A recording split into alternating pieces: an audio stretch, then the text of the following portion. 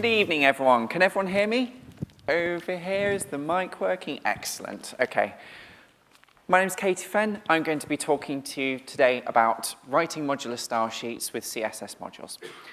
Before I start, a quick content warning. In case animation on slides makes you feel sick or uncomfortable, there's a little content warning in the bottom right that will appear before animation appears on screen. Also, all the links and slides that I'm using in my talk will appear in the URL in the bottom left, and that will stay on screen throughout just in case you need it. So why do we need another build tool? We've got less, we've got Sass, we've got Grunt and Gulp. Why do we need more tools in front end? It's about this.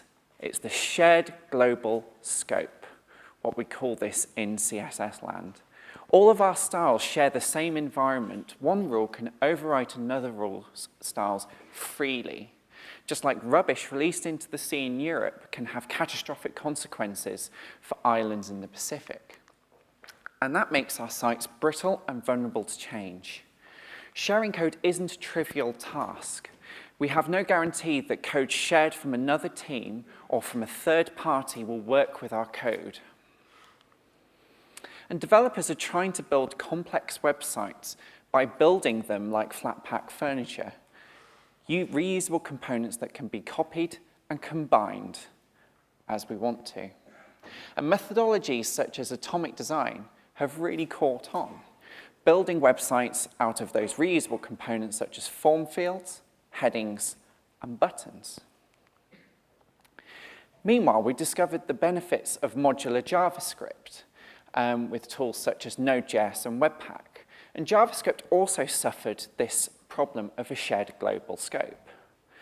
And we developed ways around this and developing patterns and tools that allowed us to use code and script only where we needed it modularly.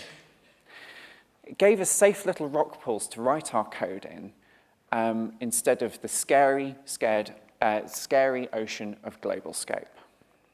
So that's what CSS Modules does for CSS, giving scoping to CSS and taking it out of that shared global scope, making styles local by default.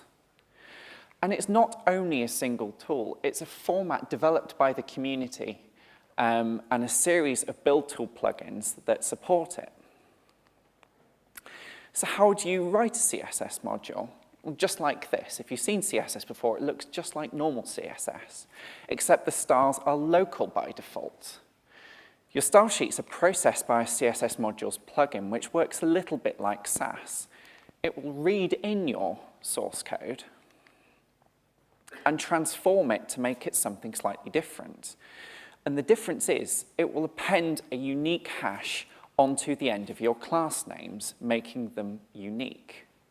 And this hash is generated from the class name and the file path of the source file, meaning that two rules cannot overwrite each other even if they share the same class name. In fact, it's not unlike the block element modifier naming scheme that some of you may have used, except in this case, the plugin does the hard work so that you don't have to. You don't have to spend time coming up with names for blocks and elements. It will do the work for you.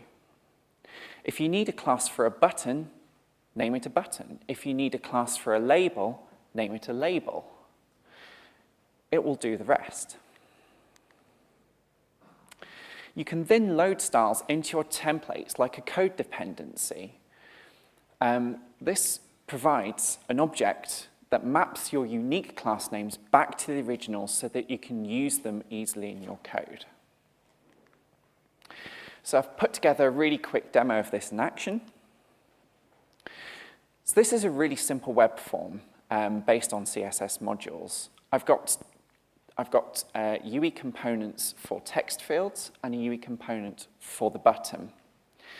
If I change the style for the text field and run my task runner, I got a little bit ahead of myself. Okay, so if I change the border property on a class called input, we run the task runner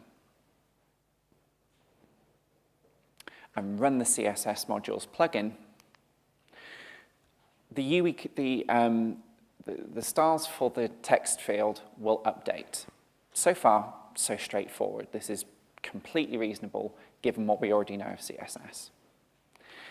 But if we change the styles for the button field, you can see that I've reused the class name input. Now, normally what would happen here is it would overwrite that border style for other elements that are using that class name. But with CSS modules, that doesn't happen. So if I change it to something completely different, the button will have a completely different border style. The reason that this is happening is that CSS modules is making those classes unique. If you can't see what's happening there, we've got the original input class name, and it's being appended by that unique hash. Styles cannot automatically overwrite each other anymore. So if you want to try it yourself, all the code for my demo is up on my GitHub profile, but that's also in the link at the bottom, so you don't need to copy it down. CSS Modules also has further features for going further. It has features for composing styles from different classes, for reusing code.